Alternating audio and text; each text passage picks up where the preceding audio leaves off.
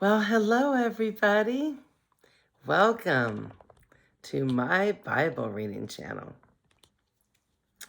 Today is August 26th. So let's see what the Bible has to say. Jeremiah 39:11 through 18. Jeremiah remains in Judah. King Nebuchadnezzar had told Nebuzaradan, the captain of the guard, to find Jeremiah. "See that he isn't hurt," he said. "Look after him well and give him anything that he wants." So Nebuzaradan, the captain of the guard, Nebuchadnezzar, a chief officer, Nergal-Sharezer, the king's advisor, and the other officers of Babylonian's king, sent messengers to bring Jeremiah out of the prison. They put him under the care of Gedaliah, son of Achim, and the grandson of Shaphan, who took him back to his home. So Jeremiah stayed in Judah among his own people. The Lord had given the following message to Jeremiah while he was still in prison. "Say to Ebed-melech, the Ethiopian, this is what the Lord of heaven's armies, the God of Israel, says. I will do to this city everything I have threatened. I will send disaster, not prosperity. You will see its destruction, but I will rescue you from those you fear so much.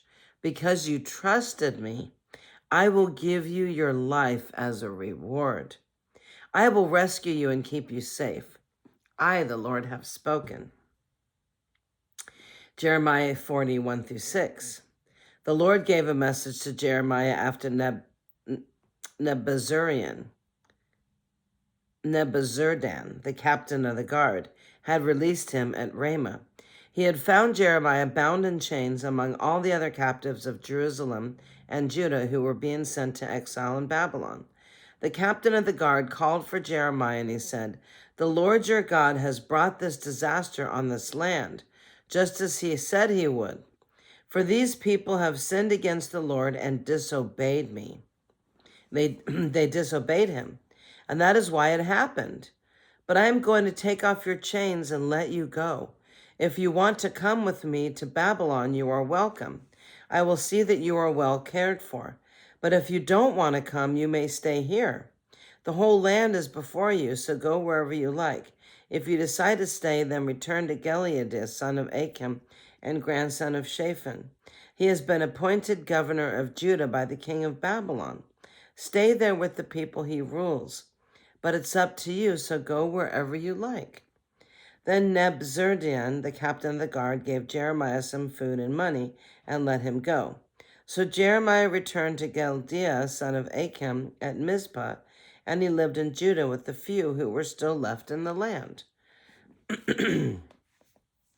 2 Kings 25:8 through 21, 586 BC. The temple destroyed. On August 14th of that year, which was the 19th year of King Nebuchadnezzar's reign, Nebuzaradan, the captain of the guard and the official at the Babylonian king, arrived in Jerusalem. He burned down the temple of the Lord, the royal palace, and all the houses of Jerusalem. He destroyed all the important buildings in the city. Then he supervised the entire Babylonian army as they tore down the walls of Jerusalem on every side. Then Nebuzaradan, the captain of the guard, took as exiles the rest of the people who remained in the city, the defectors who had declared their allegiance to the king of Babylon, and the rest of the population.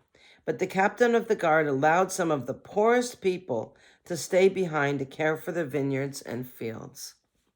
The Babylonians broke up the bronze pillars in front of the Lord's temple, the bronze water carts, and the great bronze basin called the sea. And they carried all the bronze away to Babylon.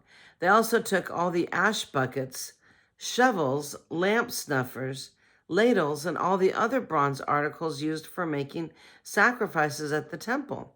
The captain of the guard also took the incense burners and basins and all the other articles made of pure gold or silver. The weight of the bronze from the two pillars, The sea and the water carts was too great to be measured. These things have been made for the Lord's temple in the days of Solomon. Each of the pillars was 27 feet tall, and the bronze capital on top of each pillar was 7.5 feet high and was decorated with a network of bronze pomegranates all the way around.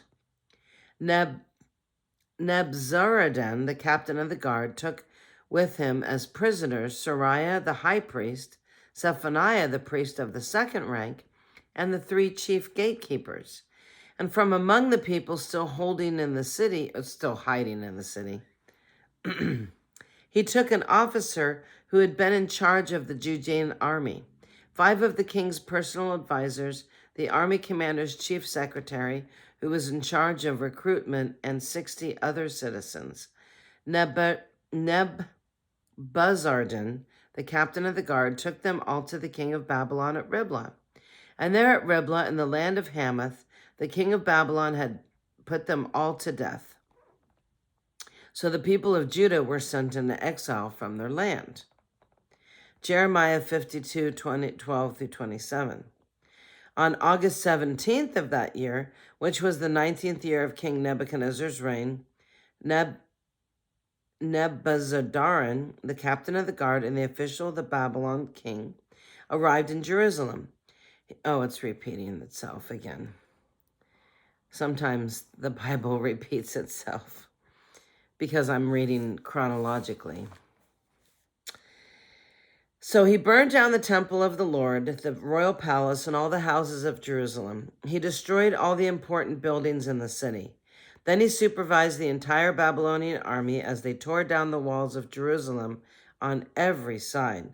Then Nebuzaradan, the captain of the guard, took as exiles some of the poorest of the people, the rest of the people who remained in the city, the defectors who had declared their allegiance to the king of Babylon, and the rest of the craftsmen.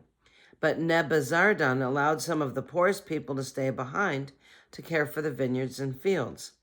The Babylonians broke up the bronze pillars in front of the Lord's temple, the bronze water carts, and the great bronze basin called the sea, and they carried all the bronze away to Babylon. They also took all the ash buckets, shovels, lamps, snuffers, basins, dishes, and all the other bronze articles used for making sacrifices at the temple. The captain of the guard also took the small bowls, incense burners, basins, pots, lampstands, ladles, bowls used for liquid offerings, and all the other articles made of pure gold or silver. The weight of the bronze from the 2 pillars, the sea with the 12 bronze oxen beneath it, and the water cart was too great to be measured. These things had been made for the Lord's temple in the days of King Solomon. Each of the pillars was 27 feet tall and 18 feet in circumference. They were hollow with walls 3 inches thick. The bronze capital on each of the pillars was 7.5 feet high and was decorated with a network of bronze pomegranates all the way around. Sounds beautiful. There were 96 pomegranates on the sides and a total of 100 pomegranates on the network around the top. Nebuzaradan, the captain of the guard, took with him as prisoners Sariah the high priest, Zephaniah the priest of the second rank, and the 3 chief gatekeepers. And from among the people still hiding in the city, he took an officer who had been in charge of the Judean army, 7 of the king's personal advisors, the army's commander's chief secretary, who was in charge of recruitment, and 60 other citizens. Nebuzaradan, the captain of the guard, took them all to the king of Babylon at Riblah. And there was Riblah at the land of Hamath. The king of Babylon had put them all to death. So the people of Judah were sent into exile from their land. 2 Chronicles 36, 15 through 21. The Lord, the God of their ancestors, repeatedly sent his prophets to warn them, for he had compassion on his people and his temple. But the people mocked these messengers of God and despised their words. They scoffed at the prophets until the Lord's anger could no longer be restrained and nothing could be done. So the Lord brought the king of Babylon against them, and the Babylonians killed Judah's young men, even chasing after them into the temple. They had no pity on the people, killing both young men and young women, the old and the infirm. God handed all of them over to Nebuchadnezzar, and the king took home to Babylon all the articles, large and small, used in the temple of God, and the treasures from both the Lord's temple and from the palace of the king and his officials. Then his army burned the temple of God, tore down the walls of Jerusalem, burned all the palaces, and completely destroyed everything of value. The few who survived were taken as exiles to Babylon, and they became servants to the king and his sons until the kingdom of Persia came to power. So the message of the Lord spoken through Jeremiah was fulfilled. The land finally enjoyed its Sabbath rest, lying desolate until the 70 years were fulfilled, just as the prophet had said. Wow. Jeremiah wrote Lamentations to mourn the destruction of Jerusalem in 586 BC and the beginning of the exile. Lamentations 1 through 122, the sorrow in Jerusalem. Jerusalem, once so full of people, is now deserted. She who was once great among the nations now sits alone like a widow. Once the queen of all the earth, she is now a slave. She sobs through the night. Tears stream down her cheeks. Among all her lovers, there was no one left to comfort her. All her friends have betrayed her and became her enemies. Judah has been led away into captivity, oppressed with cruel slavery. She lives among foreign nations and has no place of rest. Her enemies have chased her down, and she has nowhere to turn. The roads to Jerusalem are in mourning, for crowds no longer come to celebrate the festivals. The city gates are silent, and her priests groan. Her young women are crying, "How bitter is her fate!"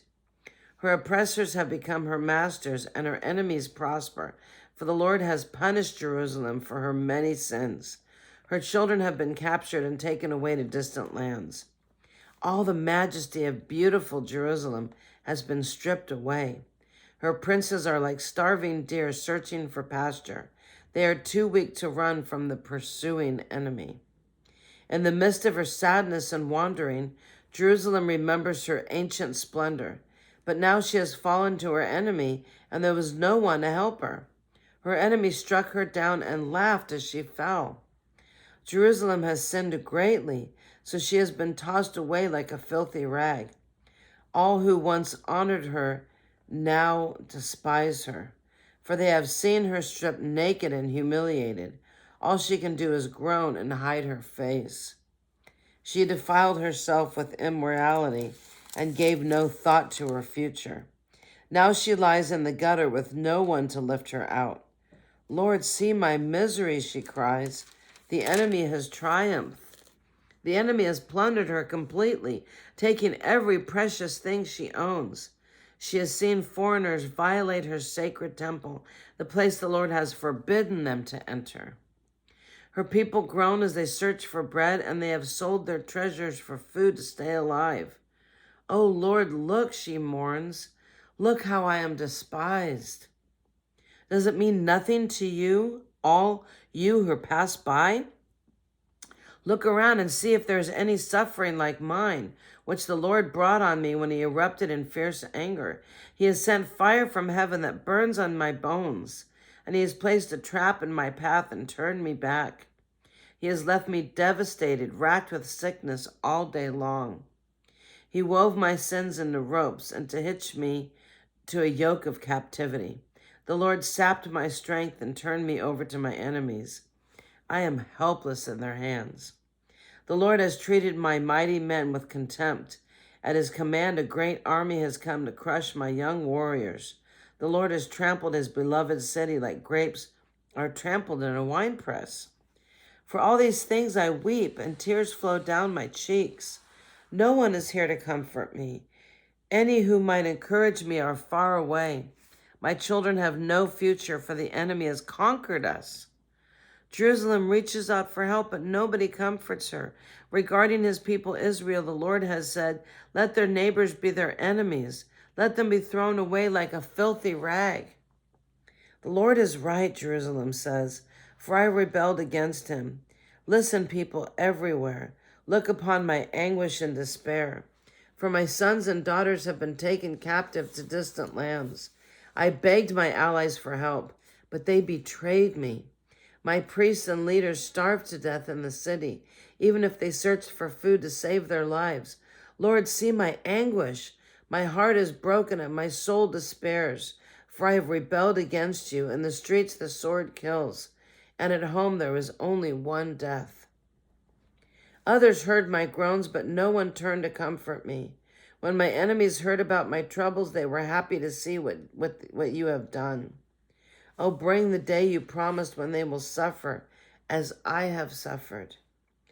Look at all their evil deeds, Lord. Punish them as you have punished me for all my sins. My groans are many, and I am sick at heart. Oh, wow. Wow. I know how it feels to be sick at heart.